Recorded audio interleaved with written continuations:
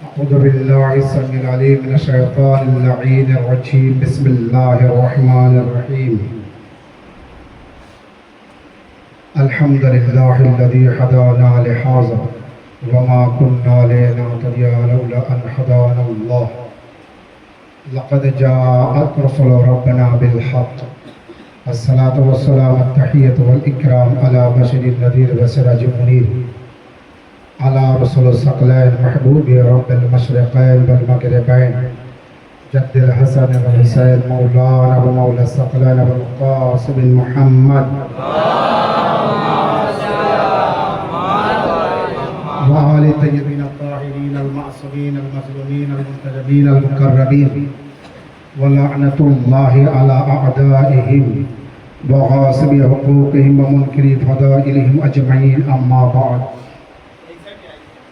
فقد قال رسول الله صلى الله عليه وآله وسلم علماء أمتي أفضل من أنبياء بني إسرائيل صلوات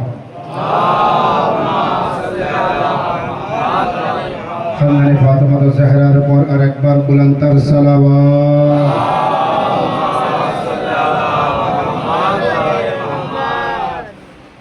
समस्त प्रशंसा ও তারিফ একমাত্র অদৃশ্য শক্তি পাক আল্লাহ রাব্বুল আলামিনের জন্য। আল্লাহ আপনাদের সকলকে ভালো রাখুক, সুস্থ রাখুক। যে বান্দা খোদা নিজের বাড়িতে মজলিস দিয়েছে, আল্লাহ তাকেও ভালো রাখুক, সুস্থ রাখুক। এলাকার যত মানুষ, আল্লাহ সকলকে ভালো রাখুক। আর আপনারা যে যেখানে বসেছেন একটু ভালো করে বসবেন, ঘন্টাবেন ইনশাআল্লাহ। কম বেশি 1 ঘন্টার মতো আপনাকে বসে থাকতে হবে। কোরআন ও হাদিসের রোশনীতে কিছু আলোচনা করব। যারা বুদ্ধিমান তারা একটু দেরিতে আসবে, আর শৈল মাছ ধরবে। আর আমরা যারা বুদ্ধি রাখি না, আমরা একটু আগে এসেছি, আমরা শৈল মাছ পরে পরে।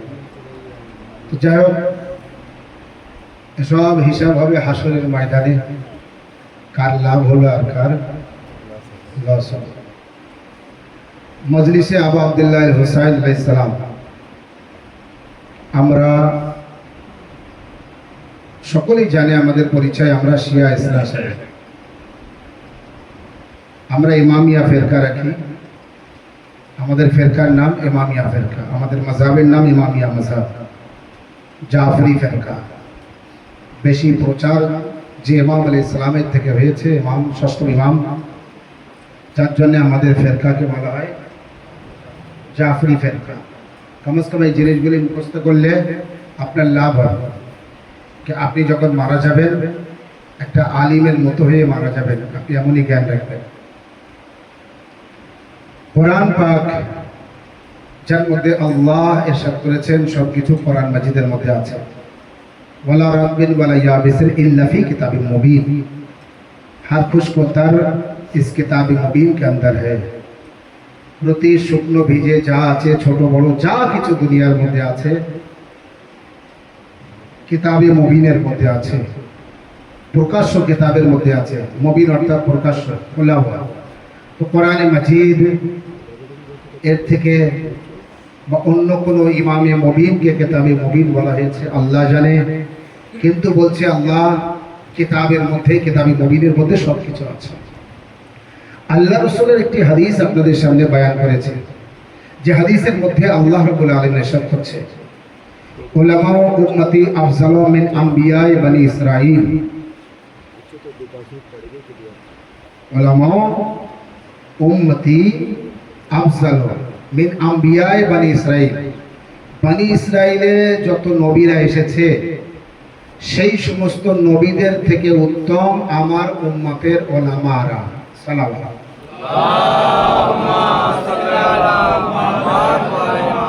বনি ইসরাইল কওমের মধ্যে যত নবী এসেছে, একজন দুজন না, বহুত নবী এসেছে বনি ইসরাইল কওমে। ওই বনি ইসরাইলে যত নবী এসেছে তাদের থেকে উত্তম আমার উম্মতের উলামা। আল্লাহ নবী বলেছে আমার উম্মতের যে মাওলানা সাহেবরা আছেন, ওলামা সাহেবরা, এরা বনি ইসরাইল কওমের যে নবী এসেছে তাদের থেকে উত্তম। তাদের থেকে ভালো। এবার সব ওলামা কিনা সেটা রাসূলুল্লাহ জানে, আর আপনিও জানেন, আমিও জানি। ওলামা কাদের বলা হয়? আলিম। কাকে বলা হয়? আল আলিমু বিলা আমাল কা শাজারু বিলা সামার। এও হাদিস আছে, নবীর হাদিস। সব আলিম আলিম না, সব ওলামা ওলামা না। আল উলামাউ আল আলিমু বিলা আমাল কা শাজার বিলা সামার। আলিম যে তার ইলমের উপরে আমল করে না, সে ওই গাছের মতো যে গাছে ফল হয় না। সালাম আলাইকুম। তার মানে সব আলিম আলিম না, আর তার মানে সব আলিম বনি ইসরাইলের নবীদের থেকে উত্তম না। আলিম আলিম হতে হবে।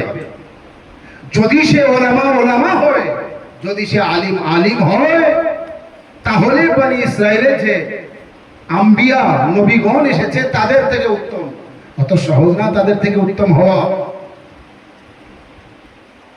মুখে আল্লাহ আল্লাহ আর অন্তরে বুগজে আলী। একটা আলিম, একটা মাওলানা সাহেব, আমি একটা মাওলানা সাহেবকে নিয়ে বলি উদাহরণস্বরূপ, একটা মাওলানা সাহেব মুখে খুব আল্লাহ আল্লাহ, মুখে খুব নবী নবী, আর অন্তরে তার এজিদ এজিদ। ঠিক আছে? আলী আলাইহিস সালামকে ভালোবাসতে পারে না, আলী আলাইহিস সালামের ফজিলা শুনতে পারে না, পঞ্চতন পাক আলাইহিস সালামের ফজিলা শুনতে পারে না, অন্তরে তার ইয়াজিদ এজিদ। এ আলিম না, এ ব্যক্তি আলিম না। এক প্রকারের আলিম আছে, ইয়াজিদকে কিভাবে আলিম বানানো যায়, ইয়াজিদকে কিভাবে বেগুনাহ প্রমাণ করা যায়, ইয়াজিদকে কিভাবে প্রমাণ করা যায় যে সে গুনাহগার না। এক প্রকারের আলিম আছে। কিন্তু আমার আজকের আলোচনা বেশি আলিমদের নিয়ে, কারণ পাবলিকের সর্বনাশ করে তো আলিমরা করে।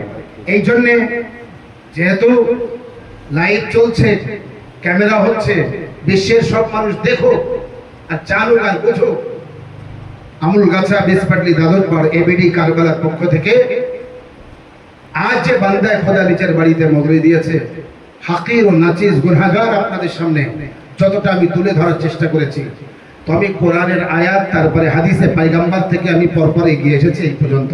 বোঝাতে পেরেছি আপনাদের এই পর্যন্ত? সাল্লাল্লাহু আলাইহি মুহাম্মদ। কওমকে যদি ক্ষতি করে থাকে, কওমের যদি উপকার করে থাকে, তো সব আলিম। কওমকে যদি সহি ও সঠিক রাস্তায় পরিচালনা করে থাকে তো আলিমে দিন। কওমকে যদি গুমরাহির দিকে নিয়ে যায় তো এই আলিমে দিন। এবার এই আলিমে দিন সব আলিম আলিম না। যে আলিম তার ইলমের উপরে আমল করে না, সে আমি হতে পারি, আপনি হতে পারেন, আরেকজন হতে পারে, এখানে কোনো ব্যক্তির নাম নেই। আলিম যে তার ইলমের উপরে আমল করে না, সে ওই বৃক্ষের ন্যায় যে বৃক্ষে ফল হয় না। তাহলে আপনি আলিমকে বুঝতে পেরেছেন?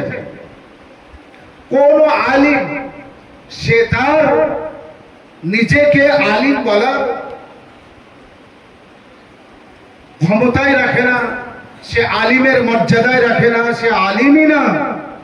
যে নবীকে নবীর জায়গায় মানে না, পঞ্জতনকে পঞ্জতনের জায়গায় মানে না, মা ফাতেমা জাহরাকে ফাতেমা জাহরার স্থানে মানে না, মাওলা আলী আলাইহিস সালামকে আলী আলাইহিস সালামের স্থানে মানে না, হাসানকে হাসান আলাইহিস সালামের স্থানে মানে না, ইমাম হুসাইন আলাইহিস সালামকে হুসাইন আলাইহিস সালামের স্থানে মানে না।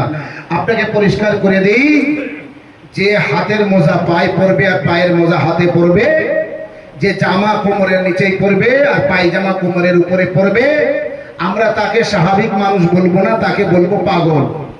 ঠিক ওই ব্যক্তি যে আলিমের দাবি করে যে আমি মাওলানা, আমি ইমাম সাহেব, আর তার দ্বারাই পঞ্চতনের জিকির হয় না, শুধু হয় ইয়াজিদের জিকির, সে আলিম আলিম না। সালাম আলাইকুম। সে আলিম আলিম না। আলিম হতে গেলে আলিম কিসের?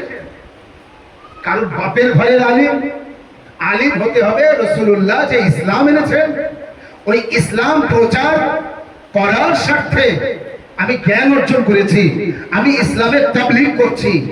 তাবলীগ যখন করছি আমি মুবাল্লিগ, আমি যখন মুবাল্লিগ তো আমি একটা আলিমের হাইসিয়ত আমি একটা মোবাইল দিকের হাইসিয়ত, কারণ আমার ভিতরে কোরআনের জ্ঞান আছে, আমার ভিতরে হাদিসের জ্ঞান আছে, আমি ইলম অর্জন করেছি এবং ইলম অর্জন করে তারপরে আমল করেছি। আমি জনগণকে সঠিকটা বোঝাচ্ছি। যতই আপনি চেষ্টা করুন কাবিলকে নির্দোষ বানাতে পারবেন। কে কাবিলকে? হঠাৎ করে লাভ দিয়ে এখানে এসেছে মানে বুঝতে পারেনি না? কথায় কথায় আমি কোথাতে কোথায় যাব, আমার সাথে থাকবেন। আলিম শুধু মনে করলো যে আমি আরবি পড়েছি, আমি কোরআন পড়তে পারি, আমি সুর দিতে পারি, আমি হাজির রুমাল গলায় দিতে পারি, আমি টুপি পড়তে পারি, আমি হাব্বা জুব্বা পড়তে পারি, আমি মাওলানা। না, এর নাম মাওলানা না, এর নাম আলিম না। আলিম হতে গেলে দ্বীন ইসলাম আগে জানতে হবে, দ্বীন ইসলাম আগে বুঝতে হবে। তোমার গ্রামে তো সবাই আলিম, গ্রামে সবাই মাওলানা, সবাই মাওলানা হতে পারে না, সবাই আলিম হতে পারে না। আলিম হতে গেলে ইলম অর্জন করতে হবে। ইলম অর্জন করতে গেলে আপনাকে মক্তবে যেতে হয়, মাদ্রাসায় যেতে হয়। বাড়িতে বসে বসে আপনি কিতাব পড়ে কিছুটা জ্ঞান অর্জন করতে পারেন, তাই বলে শুদ্ধ উচ্চারণ করতে পারবেন না, স্পষ্ট আপনি আরবি উচ্চারণ করতে পারবেন না। তাহলে আলিম হতে গেলে, ইলম অর্জন করতে গেলে আপনাকে মক্তবে যেতে হবে। মক্তবটাও সব মক্তব না, মক্তবে আহলে বাইত ছাড়া কোনো মক্তবে শিক্ষা সহি না। এটা মন দিয়ে শুনবেন। আহলে বাইত আলাইহিস সালামের মক্তব মাদ্রাসা ছাড়া পৃথিবীর যত মক্তব আছে সহি ইলম নেই। ইলম আছে, সঠিক ইলম নেই। সঠিক ও সহি জ্ঞান ও ইলম মক্তবে আহলে বাইতে পাবেন। এটা আমার কথা না, আমাদের ইমাম বলেছেন, নবীর আওলাদ বলেছেন, নবীর সন্তান বলেছেন, আমাদের পঞ্চম ইমামও বলেছেন, ষষ্ঠম ইমামও বলেছেন, সপ্তম ইমামও বলেছেন, আমাদের প্রতি ইমাম বলেছেন যে আমাদের আহলে বাইতের যে সমস্ত মক্তব ও মাদ্রাসা আছে সেখান থেকে ইলমে সহি, সঠিক ইলম অর্জন করতে পারবে। এর বাইরে যে কোনো জায়গা থেকে যদি ইলম আসে সে ইলম সহি না, সে ইলম সঠিক না। এই কারণে আপনি যদি মক্তবে আহলে বাইত ছাড়া অন্য জায়গা থেকে ইলম অর্জন করেন তো আপনার মধ্যে এমন ইলম আসবে, কখনো কখনো আপনি কাবিলকে মনে করবেন সঠিক প্রমাণ করব। হাবিল আর কাবিল দুই ভাই, দুই ভাইয়ের মধ্যে নাউজুবিল্লাহ ভুল বোঝাবুঝি হয়েছিল। তো কাবিল হাবিলের মাথায় পাথর মেরেছে, ইট মেরেছে, বা ইট পাথর ছড়িয়ে দিয়ে মেরেছে, মেরে মাথাটা একেবারে ইটের সাথে মিশিয়ে দিয়েছে, মানে এক কথায় খুন করে দিল, শহীদ করে দিল। তো ঠিক আছে, ও কাবিলের দোষ না, ভুল বোঝাবুঝি হয়েছে। ফিরআউন মুসাকে মানেনি, ওটা ভুল বোঝাবুঝি ছিল, বোঝাতে পারিনি নাউজুবিল্লাহ মুসা। নমরুদ, ইব্রাহিম নবী নমরুদকে বোঝাতে পারিনি, আর মুসা ফিরআউনকে বোঝাতে পারিনি। আমার আপনার নবী নাউজুবিল্লাহ আবু জেহেল ও আবু লাহাবকে বোঝাতে পারিনি। কিন্তু সবটাই একই খানদানের না, যাক ক্ষমা করে দেওয়া যাক। যদি এদের ক্ষমা হয় তাহলে ইয়াজিদের ক্ষমার চিন্তা ভাবনা রাখেন, আর যদি এদের ক্ষমা না হয় তো ইয়াজিদের কোনো মতেই ক্ষমা হয় না। ক্ষমা হওয়ার কোনো জায়গা নেই, কোনো প্রশ্নই নেই। কিন্তু এক শ্রেণীর নবীর উম্মতীদের মধ্যে আলিমের দাবি করে, মাওলানার দাবি করে, তারা তাদের চেষ্টা এটাই কিভাবে ইয়াজিদকে পরিষ্কার মানুষ প্রমাণ করব। ইয়াজিদকে পরিষ্কার মানুষ প্রমাণ করতে গিয়ে কিভাবে ইয়াজিদকে পরিষ্কার করতে হবে না, ইয়াজিদের মোকাবেলায়, ইয়াজিদিয়াত এর মোকাবেলায় কি হচ্ছে, এর মোকাবেলায় বেশি থেকে বেশি যে দার্স, যে ক্লাস করা হচ্ছে, যার মাধ্যমে ইয়াজিদের মুখোশ ফাঁস করা হচ্ছে, সেটি হলো মহরম শোক। এই মহরম শোক ও আজাদারিকে নিভিয়ে দিতে হবে, চেপে দিতে হবে, এর উপরে চাপ সৃষ্টি করতে হবে। চাপ সৃষ্টি করতে গেলে কি করতে হবে না, ফতোয়া দিতে হবে। কিসের ফতোয়া? মহরম করা যাবে না, মহরম শোকের মাস না, আনন্দের মাস, মহরমে দুঃখ করা যাবে না, আর হুসাইন হুসাইন করা যাবে না। আমি বলি, এবং এক শ্রেণীর মৌলবী সে বলে লাঠি খেলা করা যাবে না, ঢোল তবলা বাজানো যাবে না, নাচ গান করা যাবে না। এই কয়েকটি কথা আমরা বহুত আগে থেকে বলে এসেছি, ইসলামে লাঠি খেলা নেই। মুহররমের নামে যারা লাঠি খেলা করছে এরা অন্যায় করছে। শিয়া ইসনা আশারি পৃথিবীর মধ্যে একটা ব্যক্তিও লাঠি খেলা করে যদি উত্তর দেবে পৃথিবীর মধ্যে একটা শিয়াও লাঠি খেলা করে? অতএব শিয়ারা লাঠি খেলা করে না, লাঠি খেলা করে ওই ব্যক্তিরা, ওই ব্যক্তিদের ভিতরে একটা দল যারা লাঠি খেলা করে। ওদের সাথে শিয়াদের কোনো সম্পর্ক নেই, কারণ শিয়াদের নামাজ হাত ছেড়ে দিয়ে হয়। শিয়াদের নামাজ হাত ছেড়ে দিয়ে হয়। ওই যারা লাঠি খেলা করে ওরা হাত ছেড়ে দিয়ে নামাজ পড়ে না। ওরা হাত ছেড়ে দিয়ে নামাজ পড়ে না। তাহলে ওরা ওরা কোন বাড়ির মানুষ বুঝিয়ে দিয়েছি? সালাওয়াত।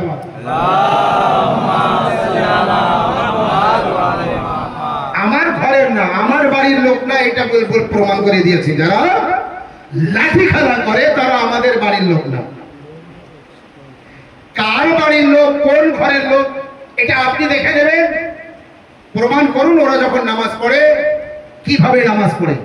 আমরা শিয়া ইসনা আশারি, আপনি এখান থেকে সারা পৃথিবীতে যান, বাংলাদেশে যান, ভারতবর্ষের অলি গলিতে যেখানে যাবেন, কোনায় কোনায় যাবেন, 7 কোটি ভারতবর্ষে শিয়া ইসনা আশারি আছে। 7 কোটি। একটা শিয়াও হাত বেঁধে নামাজ পড়ে না, কারণ হাত বেঁধে নামাজ পড়লে নামাজ হবে না, কোরআনে আছে। হাত বেঁধে নামাজ পড়লে নামাজ হবে না, কোরআনে আছে। যদি আমি কারোর নাম নিয়ে বলি কতটা খারাপ লাগবে? লাগবে না? লাগবে না? আমি শিয়া, আমি মুহররম করি। কেউ যখন আমাদের নাম নিয়ে বলবে যে যারা মুহররম করে ওরা বিদআত করে, শিরক করে, অন্যায় করে, তো আপনি ডাইরেক্ট আমাকে বললেন তো এটা আপনার ভারত সরকার অনুমতি দেয়? ভারত সরকার কোনোদিনই অনুমতি আপনাকে দিয়েছে? কোন ধর্মের বিরুদ্ধে আওয়াজ তোলা, কোন ধর্মের বিরুদ্ধে বলা, আমার ধর্ম সাচ্চা, এর প্রমাণ আমি দিতে পারবো। কিন্তু আপনি মিথ্যেবাদী, এটা আমি বলতে পারবো? কোন ধর্মের নাম নিয়ে বলতে পারবো? রাজনীতিতেও অনেক সময় নাম নিয়ে সবকিছু বলে, কিন্তু আমরা নবীর মেম্বার তো এটা বলি না। বাস আমি এতটুকু বলতে পারি, যারা মুহররমের নামে লাঠি খেলা করে, ঢোল তবলা বাজায়, এরা কেউ শিয়া ইসনা আশারি না। এরা কেউ শিয়া ইসনা আশারি না। তাহলে শিয়ারা করে কি? কোরআন ও হাদিস থেকে যদি প্রমাণ না দিতে পারি, আমি কোনোদিন শিয়া ধর্ম পালন করব না। শিয়ারা তাই করে যা রাসূলুল্লাহ করেছে। শিয়ারা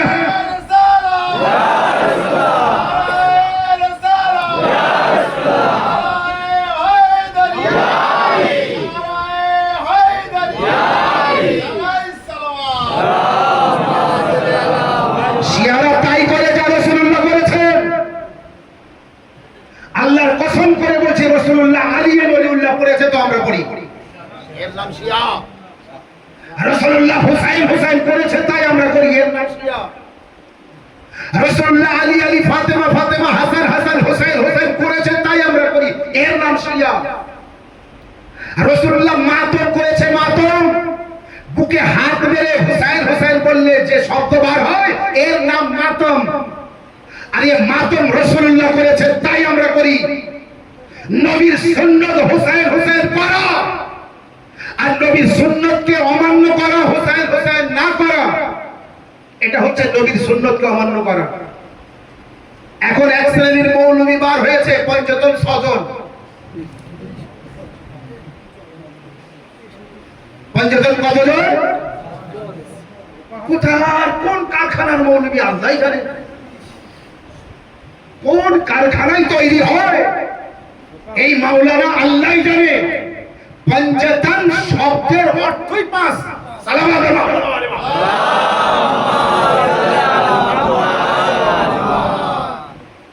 এই যে পাঁচ মানে 5 জানে না ফার্সি? আর এটা ফার্সি শব্দ। 5 মানে 5। 1 2 से 4 5, 1 2 3 4 5। ফার্সিতে 1 2 से 4 পাঁচ, পাঁচ মানে পাঁচ, পাঁচতন একসাথে বলা হয় পঞ্চতন। সালাওয়াত মুহাম্মদ ওয়া আলি মুহাম্মদ। সংখ্যায় পাঁচ, যখন পাঁচজন এক জায়গায় হয় তখন বলা হয় পঞ্চতন। বেয়াদব বলছে ছজন। তাহলে পঞ্চতনের মানে হচ্ছে পাঁচজন, আর যে মৌলবী বলে ছজন, এই মৌলবী বলছে শিয়া মানে খারাপ, শিয়া মানে এই, শিয়া মানে ওই, মহরম করা যাবে না, আজাকারি করা, আর পাবলিক সব লাফিয়ে লাফিয়ে উঠছে। কি ভালো, কি ভালো বলছে। ওই মৌলবীর কথা শুনলে পঞ্চতন যেমন ছজন বানিয়েছে, এ একদিন আল্লাহ কয়েকজন বানিয়ে দেবে। সালাওয়াত মুহাম্মদ ওয়া আলি মুহাম্মদ। এই সমস্ত মৌলবী সাহেবরা যদি মাদ্রাসায় দুপাতা পড়তো তাহলে এই আমাদের ভিতরে এত ভেদাভেদ দেখা যেত না। মহরম মানে কি? আমরা শিয়া নাসারি যেটা করি, আমরা মজলিস করি, আমরা আল্লাহর জিকির করি, নবীর জিকির করি, কোরআনের জিকির করি, ইসলামের জিকির করি, হুসাইনের জিকির করি, আহলে বায়তের জিকির করি, কারবালা স্মরণ করি। এর নাম মজলিস। আমার আপনার নবী বলেছেন যে এক জায়গায় মজলিস হচ্ছে, মজলিস কোরআন হাদিসের আলোচনা হচ্ছে, জিকরে আহলে বায়ত হচ্ছে, দ্বীন ইসলামের আলোচনা হচ্ছে, মজলিস হচ্ছে। আর পাশ দিয়ে নামাজে জানাজার জন্য একটি মাইয়াত যাচ্ছে দাফন করার জন্য। সাহাবায়ে কেরামরা জিজ্ঞাসা করেছেন, ইয়া রাসূলুল্লাহ, ওই জানাজা যাব না মজলিসে যাব? আল্লাহর নবী বললেন, ওই জানাজা দাফন করার মতো কয়েকজন যদি থাকে তারাই দাফন করুক, বাকি সবাই, সমস্ত লোক মজলিসে এসে বসো। এই নবীর উম্মতিরা, মজলিসের কত গুরুত্ব একবার বুঝে রাখো। না যে মাইয়াতকেও বলছে কয়েকজন যে দাফন করো, বাকি সমস্ত লোক মজলিসে যাও। মজলিস আরে বলছে 1000 বার উমরা হজ করার থেকে উত্তম মজলিসে ইমাম হোসেন সালাওয়াত মুহাম্মদ ওয়া আলি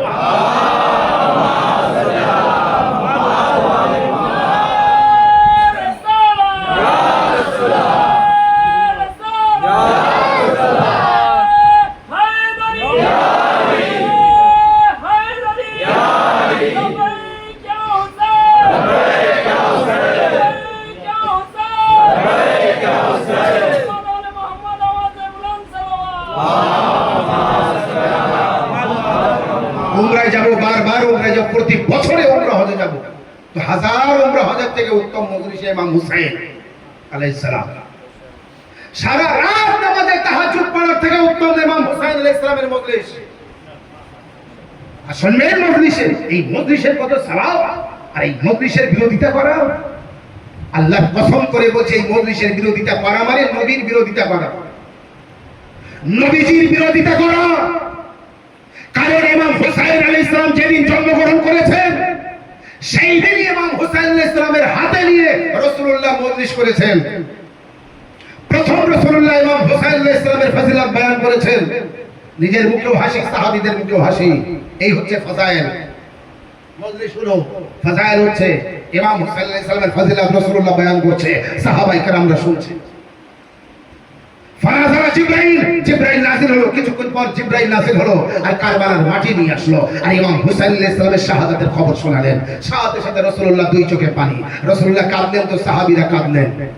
এই মুসাইন, তাহলে প্রথমে কি হলো? ফাজাইল, শেষে হলো কারবালার মুসাইন। ইমাম হুসাইন আলাইহিস সালামের ফাজাইল ও মুসাইন সর্বপ্রথম যিনি পড়েছেন তিনি রাসূলুল্লাহ। তার আগে রাসূলুল্লাহকে যে শুনিয়েছেন যিনি জিবরাইল আমিন, আর তার আগে জিবরাইলকে যে শুনিয়েছে সে হলো আল্লাহ তাআলা। নারে তাকবীর, আল্লাহু আকবার, নারে তাকবীর, আল্লাহু আকবার, নারে রিসালাত, ইয়া রাসূলুল্লাহ, নারে রিসালাত, ইয়া রাসূলুল্লাহ, নারে হায়দারি, নারে হায়দারি, লব্বাইক ইয়া হুসাইন, লব্বাইক ইয়া হুসাইন, লব্বাইক ইয়া হুসাইন, মুহাম্মদ ওয়া আলি মুহাম্মদ সাল্লাল্লাহু আল্লাহুম্মা সাল্লি আলা মুহাম্মদ ওয়া আলি মুহাম্মদ। 10ই মুহররম দুঃখের দিন, দুঃখের, কিন্তু এক শ্রেণীর মৌলবী সাহেবরা বলে বেড়ায় আর জনগণকে একেবারে ভুল কিভাবে বোঝাচ্ছে দেখুন। বলছে ওই দিন নতুন পোশাক পরতেই হবে, ভালো মন্দ খেতে হবে, ছেলে মেয়েদের বিয়ে দিতে হবে, নতুন ঘরে উঠতে হবে, শুভ কাজ করতে হবে, আর আনন্দের কাজ করতে হবে।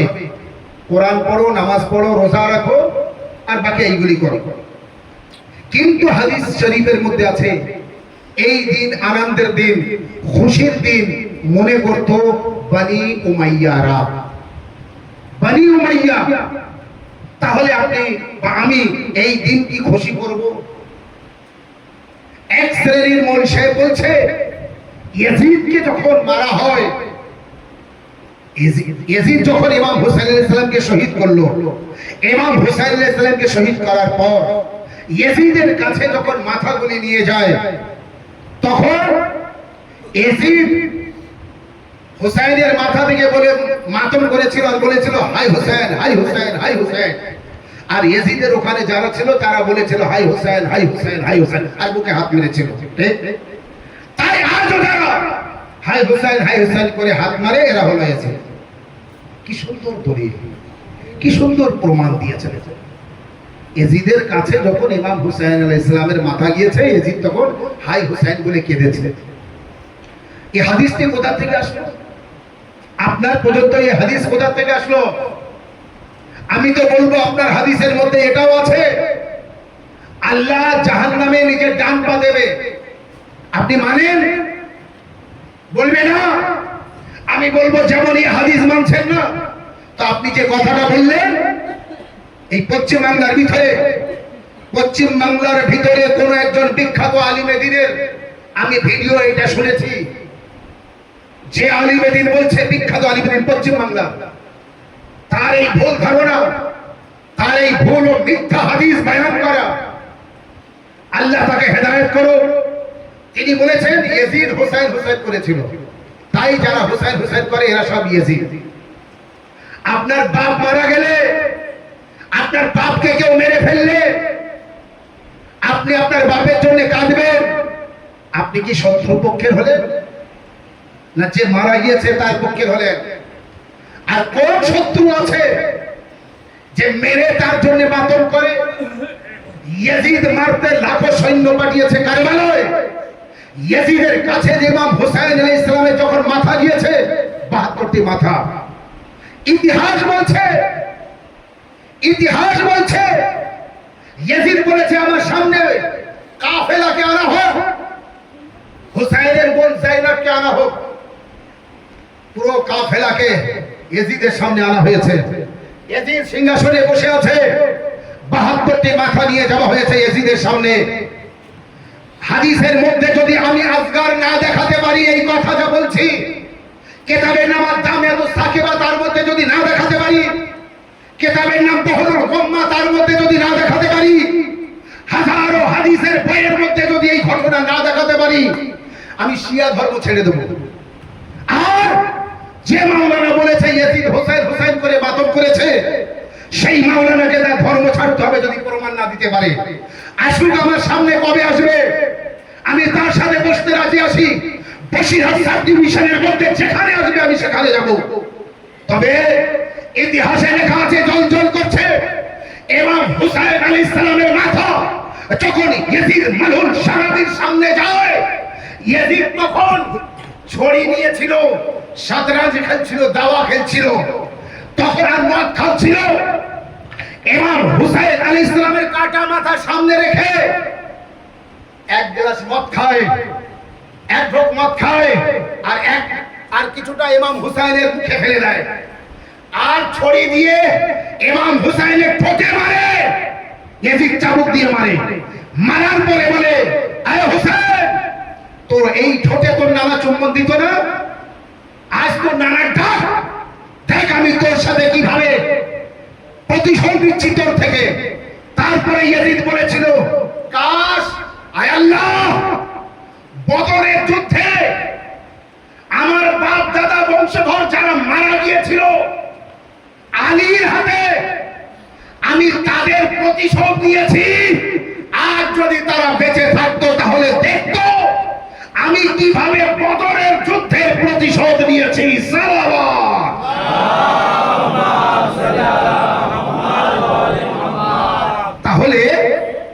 ইয়েজিদ হুসাইনের জন্য মাতম করে কেঁদেছে না আরো প্রতিশোধ নেওয়ার বাক্য বয়ান করেছে? ইয়েজিদ একবারও বলেনি হাই হুসাইন, হাই হুসাইন, হাই হুসাইন।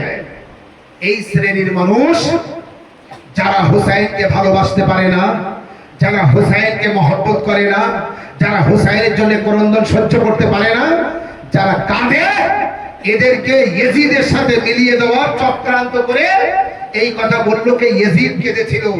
আল্লাহর কসম, ইয়েজিদ কোনোদিন কাঁদেনি, ইয়েজিদ কোনোদিন মাতম করেনি। আরো ইয়েজিদ বলেছিল, যদি বদরের যুদ্ধে যারা মারা গিয়েছিল আমার বংশের লোকেরা, তারা যদি বেঁচে থাকতো তাহলে দেখতো আমি কিভাবে আলীর আওলাদদের থেকে, সন্তানদের থেকে প্রতিশোধ নিয়েছি। তাহলে কি ইয়েজিদ দুঃখ প্রকাশ করলো? কত না, ইয়েজিদ দুঃখ প্রকাশ করলো না। ইমাম হুসাইনের মুখে চাবুক দিয়ে মারলো, দুঃখ প্রকাশ করলো? হযরত সাকিনাকে বলেছে তোমার নাম কি? কিছু বলে না, আবার আওয়াজ দেয়, বলো তোমার নাম কি? সাইয়্যিদুল আবেদিন আলাইহিস সালাম বলে আমার ছোট্ট বোন নাম সাকিনা। বলে হুসাইন যাকে সবথেকে বেশি ভালোবাসতো তুমি সেই মেয়ে? তো বলে হ্যাঁ। তখন বলে তোমার বাপ কত ভালোবাসতো? এই তোমার বাপের মাথা রাখা আছে আমার সামনে, আওয়াজ দাও তুমি, দেখি তোমার বাপের মাথা তোমার কাছে যায় কিনা যায়। ইয়েজিদ ইমাম হুসাইনের মাতম করেছে, তাহলে এখানে কেন তার ছোট্ট মেয়েকে পরীক্ষা দিচ্ছে? তোর বাপ কতটা ভালোবাসে, তোর বাপকে ডাক, ডাকো তোমার বাপকে, ডাক তোর বাপকে। তার ভাষায় বলছি, ইমাম হুসাইন আলাইহিস সালামের মাথা পাশে রাখে, ইমাম হুসাইন আলাইহিস সালামের মাথার সাথে বেয়াদবি করে, ইমাম হুসাইন আলাইহিস সালামের শুকনো ঠোঁটে চাবুক দিয়ে মারে, ইমাম হুসাইন আলাইহিস সালামের মাথায় চাবুক দিয়ে মারে।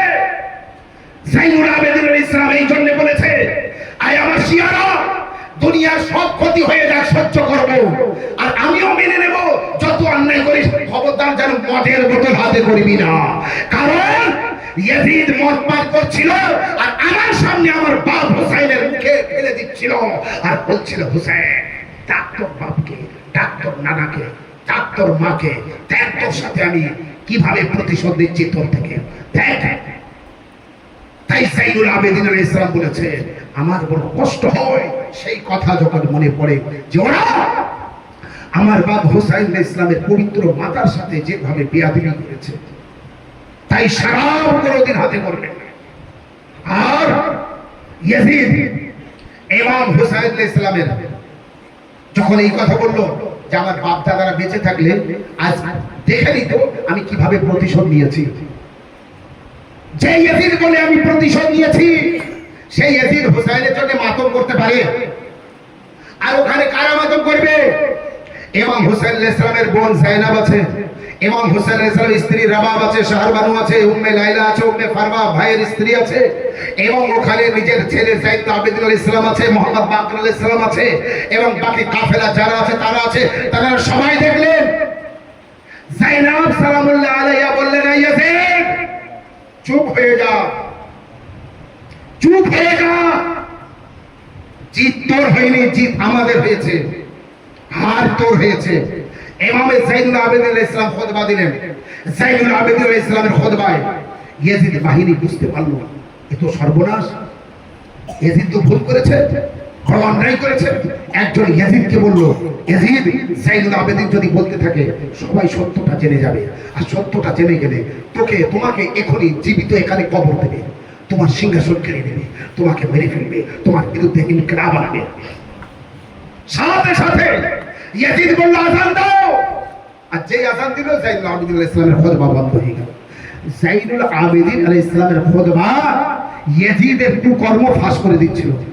ইয়েজিদ আযান দিয়ে চুপ করিয়ে দিল, বন্ধ করিয়ে দিল।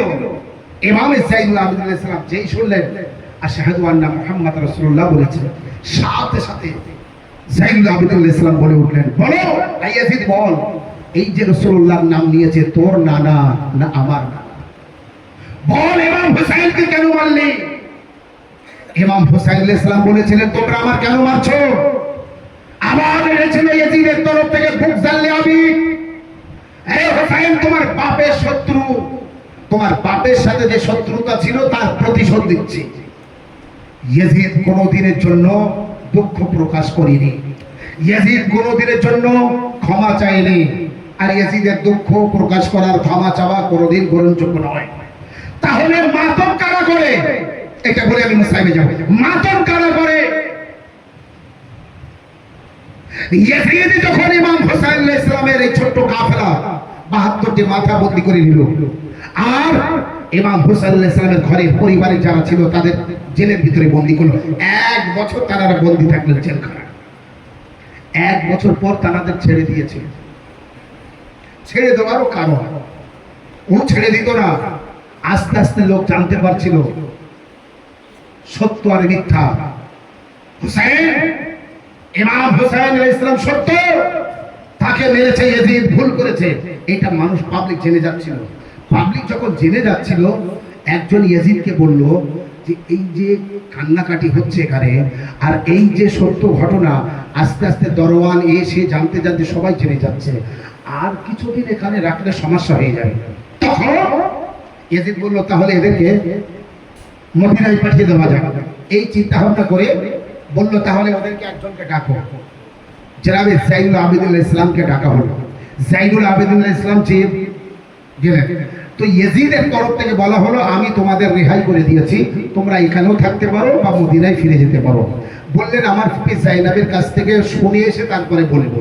যখন জাইনাব সালামুল্লাহ আলাইহার কাছে জাইনুল আবেদিন আলাইহিস সালাম আসলেন, তো জনাবে জাইনাব সালামুল্লাহ আলাইহা বললেন বেটা সাজ্জাদ বলো আমরা মদিনায় ফিরে যাব, বলো আমরা মদিনায় ফিরে যাব, তবে আমাদের যা যা কেড়ে নিয়েছে সব ফিরিয়ে দিতে হবে, আর আমাদের জন্য কয়েকটা ঘর খালি করে দিতে হবে। আমরা সেখানে 3 দিন হোসাইনের নামে মজলিস করব। শুনুন শুনুন, মন দিয়ে শুনুন, আমরা সেখানে 3 দিন ইমাম হুসাইন আলাইহিস সালামের নামে মজলিস করব, মাতম করব, রোনা জারি করব, আর শামের নারীদের খবর দিয়ে দিতে হবে তারা এই 3 দিন কালো পোশাক পরে যেন আমাদের কাছে আসে, আমরা এই 3 দিন মজলিস করব। যেদিন থেকে আমার ভাই শহীদ হয়েছে সেই দিন থেকে আজ পর্যন্ত আমার ভাইয়ের নামে না মন ভরে কাঁদতে পেরেছি, না মাতম করতে পেরেছি, না মজলিস করতে পেরেছি। আমি মজলিস করব, ইমাম হুসাইন আলাইহিস সালামের নামে মাতম করব। সর্বপ্রথম যে মজলিস করেছিলেন হযরত আলী আলাইহিস সালামের মেয়ে, ইমাম হোসেন আলাইহিস সালামের বোন হযরত জাইনাব সালামুল্লাহ আলাইহা, যিনি নিজের চোখে কারবালার সব দৃশ্য দেখেছেন, তিনি মজলিস করলেন এবং মাতম করলেন, নওহা করলেন, রোনা জারি করলেন। তাহলে এই মজলিস, মাতম, নওহা, রোনা জারি কারা করলো? ইয়াজিদের লোক করেছে?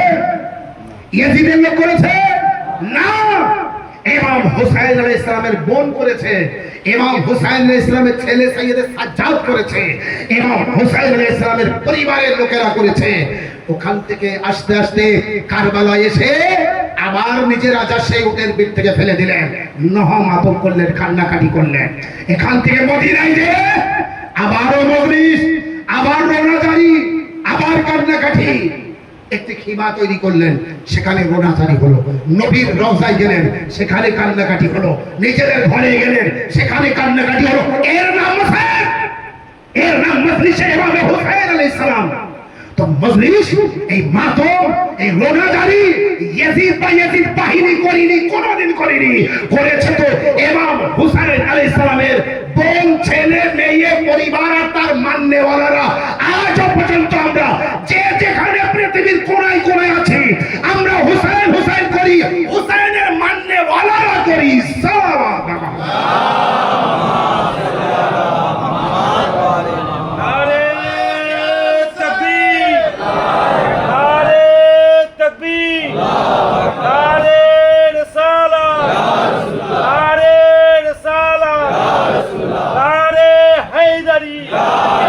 अली से पूछो शहादत किसे कहती है?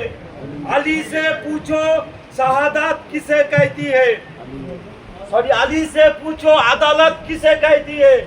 अली से पूछो अदालत किसे कहती है? हुसैन से पूछो शहादत किसे कहती है? हुसैन से पूछो शहादत किसे कहती है। इजाजत ना थी हुसैन की, इजाजत ना थी हुसैन की जंग करने की, इजाजत ना थी हुसैन की जंग करने की। और ना अब्बास बता देती है क़यामत क्या होती है। नारे हैदरी पर मोहम्मद सल्लल्लाहु আল্লাহুম্মা সাল্লি আলা মুহাম্মদ ওয়া আলি মুহাম্মদ ওয়া আজ্জিল ফারজাহুম। ইমাম হুসাইন আলাইহিস সালামের আজাদারি মজলিস মাতম গামে হুসাইন, বিশেষ করে 10ই মুহররম কোনো দিনের জন্য আনন্দের দিন না। 10ই মুহররম কোনো দিনের জন্য খুশির দিন না। 10ই মুহররম দুঃখের দিন, 10ই মুহররম কষ্টের দিন। 10ই মুহররম যেদিন আপনার ছেলে মারা যাবে সেই দিন আনন্দ করবে। আপনার যুবক ছেলে মারা যাবে আর আমি একটি ফুল নিয়ে যাব, ফুলের মালা নিয়ে যাব, ধন্যবাদ দিতে হবে। আমি ভালো ভালো পোশাক পরে যাব, আনন্দ করবো, আপনার বাড়িতে গিয়ে হবে না? হবে না। তাহলে কি জন্য ইমাম হুসাইন আলাইহিস সালামের দুঃখের দিনটা আপনি আনন্দে ঘুরিয়ে দিচ্ছেন? একটি মাত্র কারণ, সেটি হলো কারবালায় যারা যারা ইমাম হুসাইনকে শহীদ করেছে তারা যাতে নির্দোষ প্রমাণ হয়। অন্যায়কারীদের সাথী, অপরাধীদের সঙ্গী হয়ে তাদেরকে নির্দোষ প্রমাণ করতে কারবালায় কিছু ঘটেনি, কিচ্ছু হয়নি। ও ইয়াজিদ দেওয়ার পরে ক্ষমা চেয়ে বাস একদম হালকা করে। এসব ঘটনা কি? এই ঘটনা হচ্ছে যে যার সাথে সম্পর্ক রাখে সে তার অন্যায়কে চেপে দিয়ে তাকে বাঁচানোর চেষ্টা করে, আর সেটাই হচ্ছে। এটা কোনোদিন হতে দেওয়া যাবে না, এটা হতে দেওয়া যাবে না। না, এই দিন এই নবী নাজাত পেয়েছে, ওই নবী পরিত্রাণ পেয়েছে, এই বিভিন্ন দিক দিয়ে আদম নবীর তওবা কবুল হয়েছে, ইউনূস নবী মাছের পেট থেকে বাইরে এসেছে, ইউসুফ নবী কুয়া থেকে বাইরে এসেছে। তো এসেছে তো আপনার বাপের কি আর আমার বাপের? আমরা তো আখেরি নবীর উম্মত না? আমার আখেরি নবী ওই দিন সম্পর্কে, ওই দিন স্মরণ করে কি করেছে এইটাই ব্যাপার। আগের নবীরা ওই দিন কে কি করেছে? 1,24,000 নবীর দুঃখ কষ্টের দিন যদি আপনি স্মরণ করেন, আপনার ছেলে মেয়ে বিয়ে দিতে পারবেন? যেদিন আনন্দ করবেন সেই দিন দুঃখ আছে? নেই। এমন দিন নেই সেদিন কোনো না কোনো নবী মারা যায়নি। 1,24,000 নবী, 7টা দিন, তো এর ভিতরে কোনো না কোনো নবী মারা গিয়েছে, তার মানে দুঃখের দিন আছে। তো আপনি কি করবেন? ঠিক এইভাবে আনন্দের দিনও আছে, তো আপনি কি করবেন? কিন্তু আপনাকে আমি অনেকবার বুঝিয়েছি, আরো একবার বলে দিই, আপনার যদি ছেলে হয় আর আপনি ছেলের জন্ম তারিখ পালন করেন, খুশি করেন, আনন্দ করেন, তো আপনি প্রতি বছর ওই দিন আনন্দ করেন।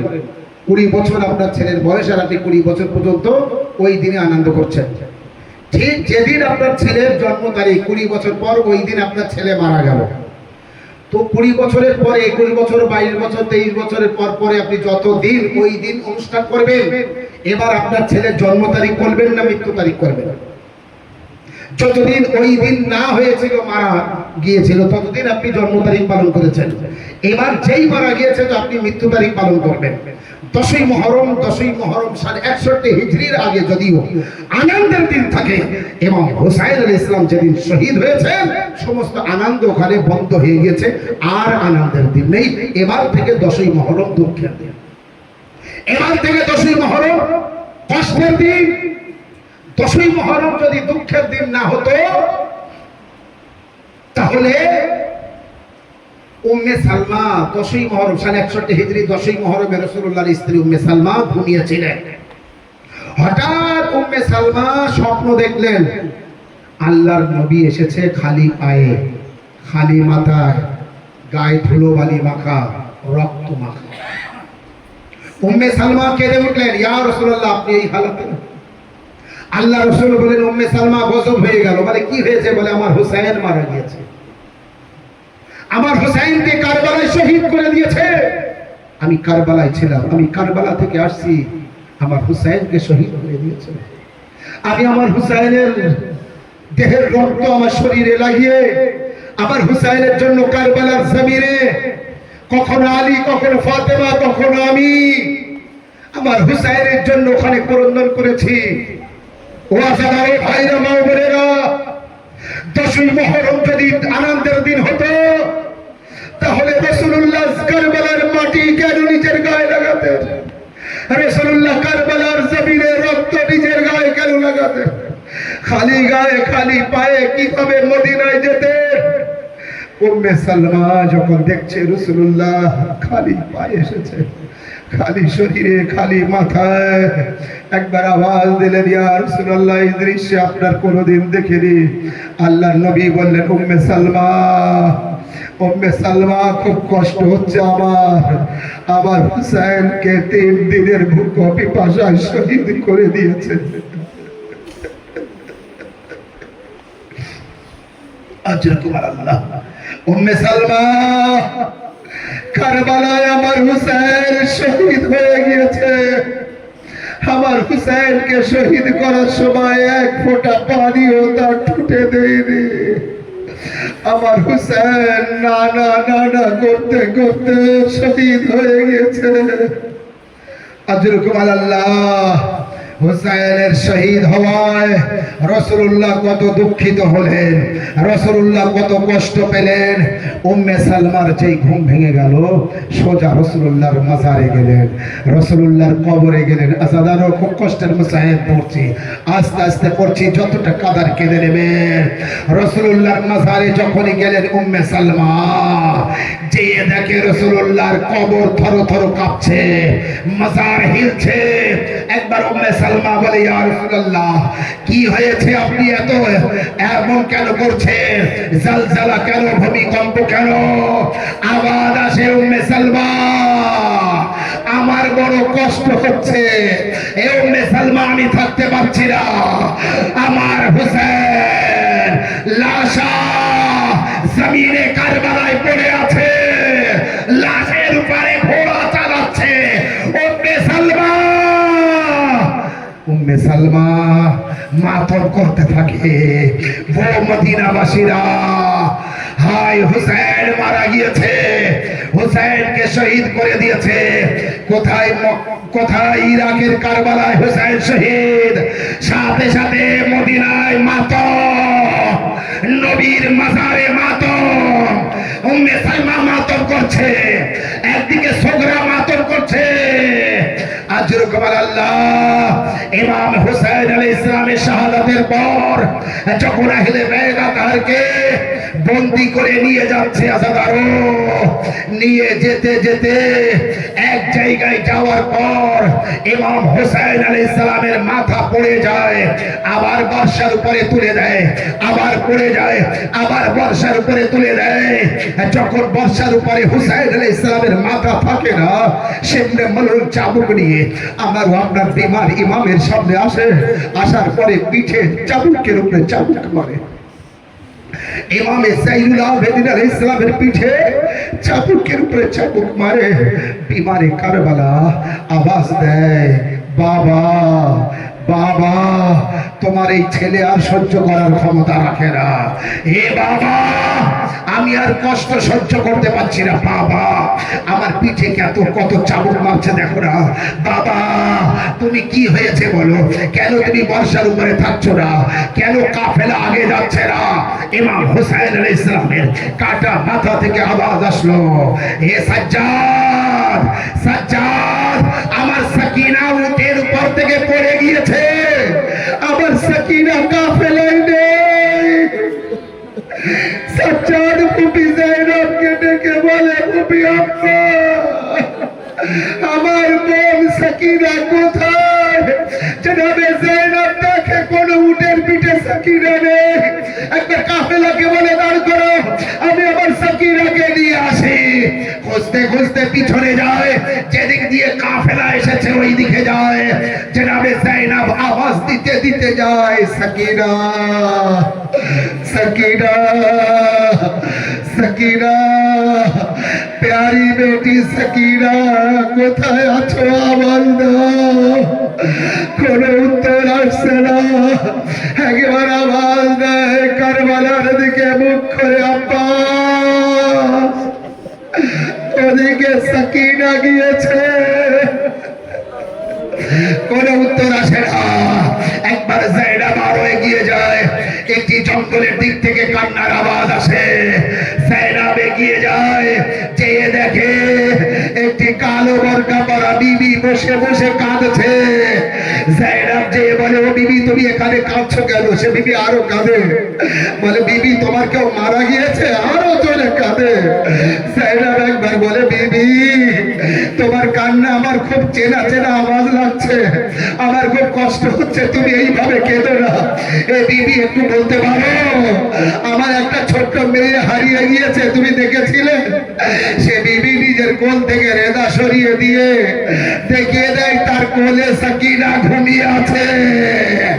একবার জাইনাব সাকিনাকে নিয়ে নিলে, যে সাকিনাকে কোলে নিলে, একবার সাকিনা আওয়াজ দেয়, বুবি আম্মা পিছনে সীমার আসছে না তো?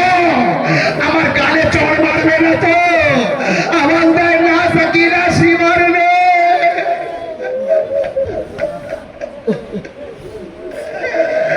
আল্লাহ কোনো কষ্ট না দিক, কারবালার কষ্ট ছাড়া। আসলে এই হচ্ছে কান্নার হল আদায় করো। মা জাহেরা বালি সাকিনার মোসাইল শুনতে এসেছে। একবার জানাবে জায়নাব সাকিনাকে কোলে নিলেন, আর সেই বিবিকে বললেন, ও বিবি আমার কাছে এখন দেওয়ার মতো কিছু নেই, তুমি যে এত বড় উপকার করেছো, আমার সাকিনাকে খুঁজে আমাকে দিয়েছো, আমি তোমাকে কাল হাসরের ময়দানে আমার মাকে বলবো শাফাআত করতে। তখন সে বিবি মুখের পর্দা সরিয়ে আওয়াজ দেয়, জায়নাব আমাকে চিনতে পারোনি? আমি তোমার দুঃখিনী মা ফাতেমা জাহরা। একবার জায়নাব মাকে পেয়ে আওয়াজ দেয়, আম্মা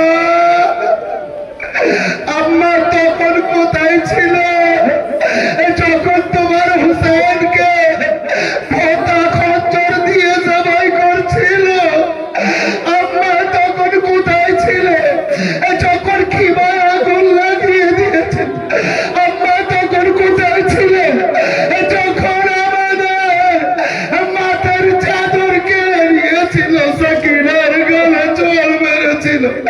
ফাতেমা জাহরা বলতে, জায়নাব আমি ছিলাম যখন তুমি খিমা থেকে দেখছিলে তোমার ভাইকে জবাই করছে, আরে আমার কোলে তোমার ভাইয়ের মাথা ছিল, আয় সিমরে মালোর খঞ্জর চালাচ্ছিল, আমি বলছিলাম আয় সীমা যাতা পিছে পিছে পালন করেছি, এইভাবে আমার হুসেনকে মারেছে না।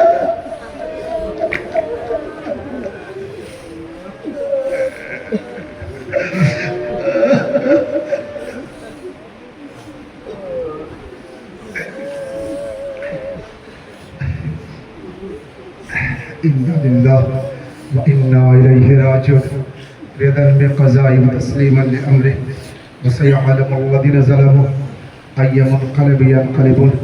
পরবর্তীকালে আমাদের কোনো কষ্ট দিয়ে না কারবালা, আল্লাহ কোনো দুঃখ দিয়ে না কারবালা দুঃখ ছাড়া। আল্লাহ আমাদের চোখের পানি মা জাহেরা রুমালে জায়গা করে দিও। আল্লাহ যে বান্দা খোঁজা মজলি দিয়েছে, আল্লাহ তার মনের নেক ইচ্ছাকে কবুল করে দিও। আল্লাহ তার বাড়ি থেকে রোশন বালা মুসিবতকে দূর করে দিও। আল্লাহ তার রোজকে বরকত দান করো। আল্লাহ তার ব্যবসা বাণিজ্য উন্নতি রোজি রোজগারে বৃদ্ধি করে দিও। আল্লাহ তার নেক ইচ্ছাকে কবুল করে দিও। আল্লাহ তার চলার পথে যদি কোনো ভুল ত্রুটি হয়ে থাকে আল্লাহ তাকে ক্ষমা করে দিও। আল্লাহ রাব্বুল আলামিন তার জান মাল ইজ্জত আবরুর হেফাজত করো। আল্লাহ তার বংশের যারা যারা মারা গিয়েছে তাদের জান্নাতবাসী করো। আল্লাহ তাদের গুনাহ কাবীরা ও সাগীরাকে মাফ করে দাও। আল্লাহ যে বান্দা খোদা মজলি দিয়েছে প্রতি বছর এইভাবে নিজের বাড়িতে ফারশে আযা বিছাতে পারে তা তৌফিক দান করো। আল্লাহ রাব্বুল আলামিন এলাকার যত ভাই মা বোনেরা বসবাস করে সকলকে এক অপরের সাথে মিলেমিশে থাকার তৌফিক দান করো। আল্লাহ আমাদের সামান্যটুকু আমলকে কবুল করে দিও। আল্লাহ সমস্ত রওজাগুলোর হেফাজত করো। এই মজলিসে আমার ভাই মা বোনেরা যারা অংশগ্রহণ করেছে সকলের মনে নেক ইচ্ছাকে কবুল করে দিও। আল্লাহ সমস্ত রওজাগুলোর হেফাজত করো, বিশেষ করে ইরানের হেফাজত করো। রাহবারে মুআজ্জম সৈয়দ আলী খানের হেফাজত করো, সৈয়দ আলী সিস্তানের হেফাজত করো, অন্যান্য আয়াতুল্লাহদের হেফাজত করো। আমাদের যুগের ইমামকে তাড়াতাড়ি জহুর করো, ইমামে সায়াতারে আমাদের শরীক হওয়ার তৌফিক দান করো। যারা যারা মারা